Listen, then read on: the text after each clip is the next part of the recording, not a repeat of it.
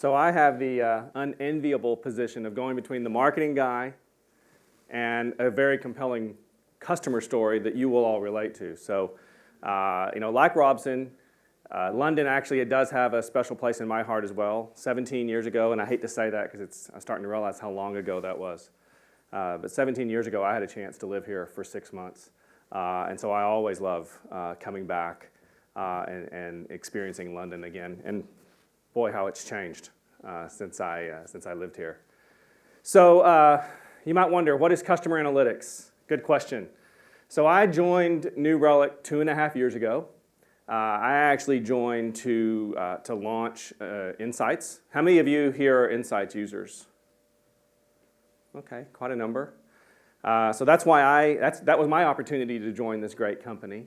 But as we rolled it out to the market, as we saw what customers like Trainline and Confused.com were doing, we started seeing some other opportunities for both the Insights as a product and for New Relic as a company. So from a product point of view, and I'm going to talk about this in a minute, we've rolled Insights to become more part of the platform. And as I also started gathering information about how our customers were using it, I actually moved on and am now working on some future products, but I've also inherited mobile and browser.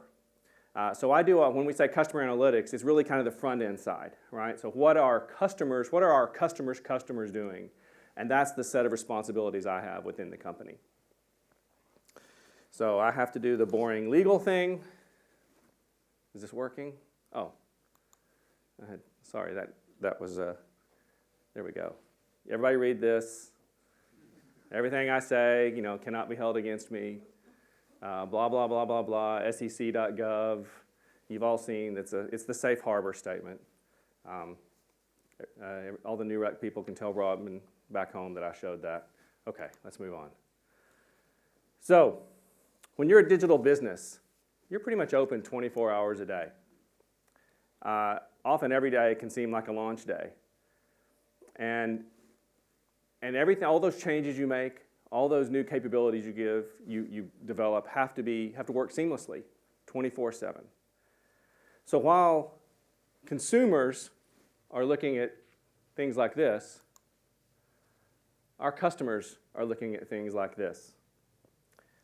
They're looking at it to see how their applications are running, how they're performing, and they're focused on 3 very important things.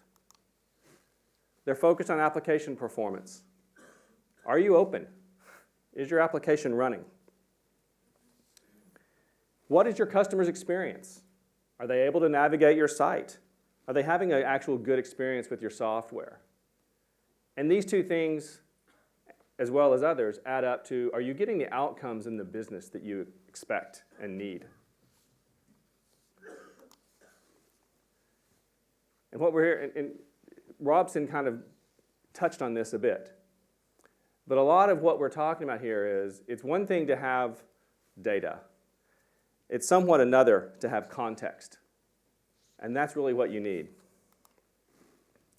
So this is a very crude representation of an app, all the way from the consumer, all the way over to your databases.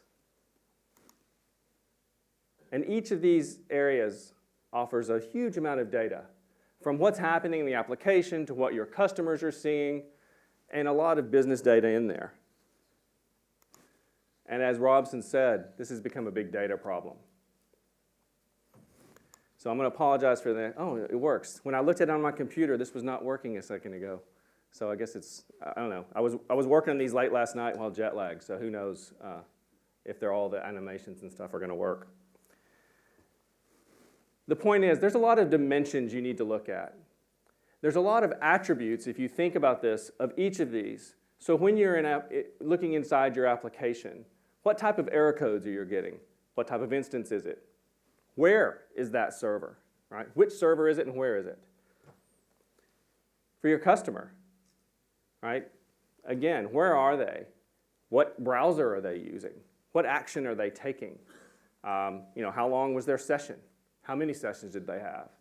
And of course, on the business success, who are they, right? Which customer is it? What type of subscription do they have? What type of content are they looking at? If you think about this, you'll notice that some of those dimensions are shared between the different boxes there. But even if we limited ourselves to just 8 dimensions on each of these 3 areas of interest, that's 8 times 3 is 24, so that's 24 attributes. You take the factorial of that to look at the number of dimensions you're looking at, and it's 620 sextillion. And Robson, that is a number. That's a huge number. That's it. That's 620, okay, 1,000 billion. That's if we just have 24 total attributes among all those within your data. And I can tell you, I've seen customers with a lot more than that.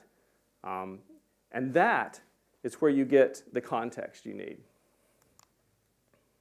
Now, this is probably something similar to a graph you've seen, right? So this is an aggregated view of your transactions over time. And you can see it's divided up into various components. And that's very interesting and useful, by the way. But what if you're able to add some dimensionality to this? Now, there's a much longer version of this presentation where it goes through all this, where you start saying, well, Mary bought 2 green widgets and Carlos bought 3 green widgets, and then Acme came in and bought 10,000, right? Your response time went way up. And you might think, well, it's because of the volume. But as you start adding dimensionality around where they were shipping to, what method of payment they used, and others, you start getting down to what is it, right? What actually happened? The difference between those two is lossy versus lossless, aggregated versus unaggregated. And so we feel that completely managing your software requires lossless data. Robson also talked about this one to a certain extent, scale. So again, lossy view of your customer experience, aggregated view of what's happening in your app. That's very useful and very helpful. But as you start digging in more, you need to have a lossless view. You need to see each and every event that's happening and who it's happening to and where it's happening and all those different dimensions we talked about. And that requires scale.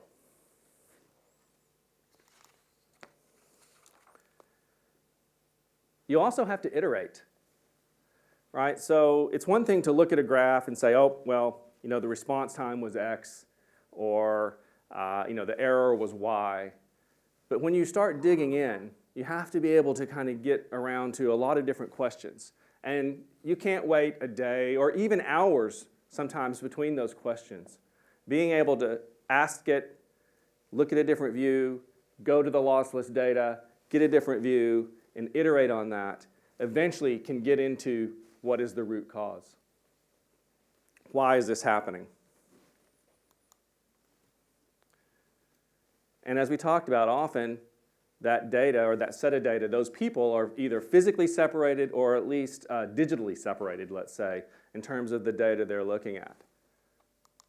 So having a single set of data from your software that can be shared across all of your different functions is key.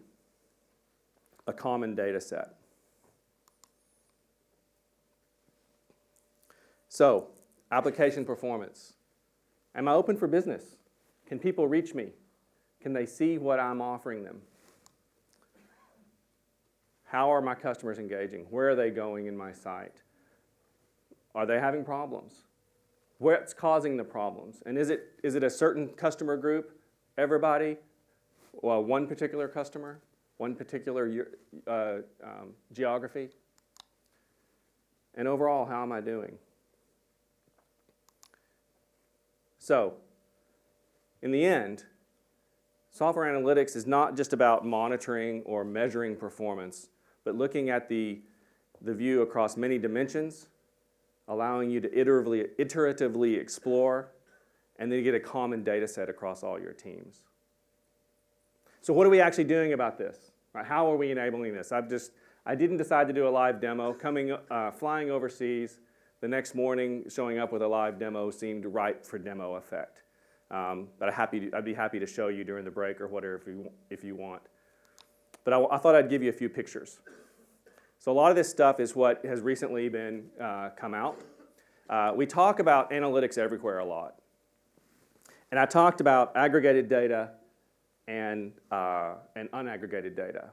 So APM, by its nature, browser mobile, those are all have historically been set up by aggregated data, 1-minute harvest cycles, looking at the performance of your business. A lot of you have used Insights, so you know what that's like. You come in, you've got the little query, almost like a little cursor flashing up there. Please write a query of all my data, which people have put to great use, and Mark's a great example of that, who's going to speak next. But one thing that Patrick Lightbody, by the way, is my boss. He's our group VP of product management.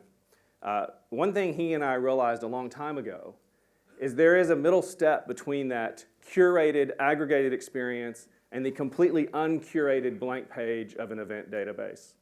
And so what we've started to do is build, not only offer, when you buy a subscription to Browser or APM or Synthetics or whatever, and offer a certain amount of access to that Insights data included in that subscription, we're actually building that more completely into the curated views as well. So this is the APM errors page based on event data.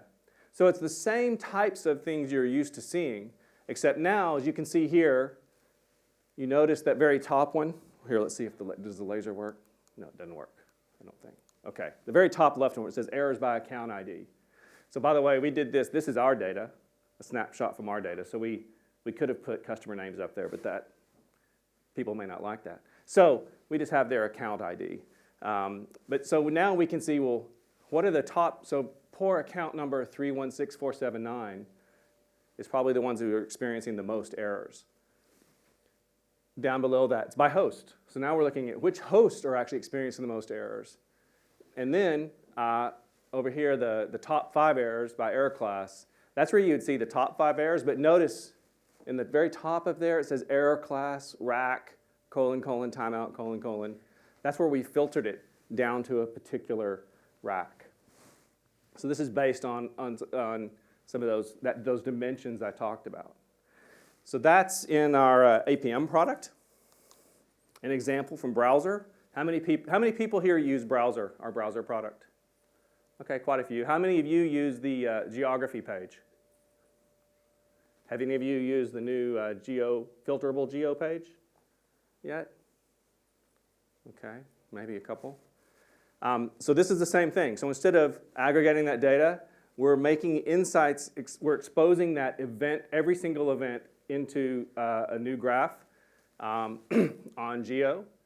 So now we've got our groupings, of course. But in this example, we filtered it to Chrome.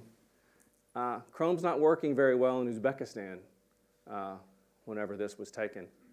But again, it's the same thing. If you think about this graph I showed you, very similar to that, now we can start filtering and faceting these very graphs directly in the browser page. So one of our plans is over the next amount of time, it's not going to be immediate, you'll see more and more of this pop up across the product, right? In browser, in mobile, in synthetics, more and more abilities built right in, so this kind of marriage between the curated, aggregated view and the completely uncurated, unaggregated view, we're going to be offering this across all of our products. Last example I'll give you, and this is directly from, if you use Insights, maybe you've found this now, the Data Explorer, or the Visual Data Explorer is what we called it internally, but basically we've replaced our old Data Explorer.